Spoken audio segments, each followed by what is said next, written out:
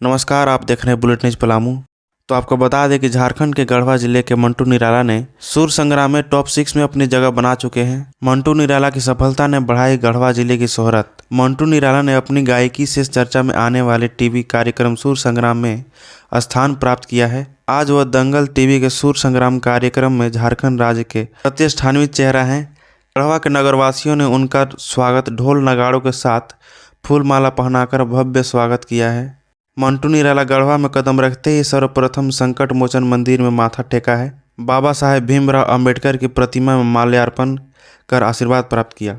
गढ़वा के नगरवासियों की ओर से इस खास मौके पर मंटू निराला को बधाई और शुभकामनाएं मिली हैं, जिससे हर शहर का नागरिक इस सांस्कृतिक सफलता में हिस्सा महसूस कर सकता है। अभी तक वो सूर संग्राम में डटे हुए हैं और सभी दर्शकों और जजों को अपनी गायकी से दिल जीत रहे हैं। अगर वीडियो अच्छा लगे तो शेयर एंड सब्सक्राइब जरूर करें। धन्यवाद।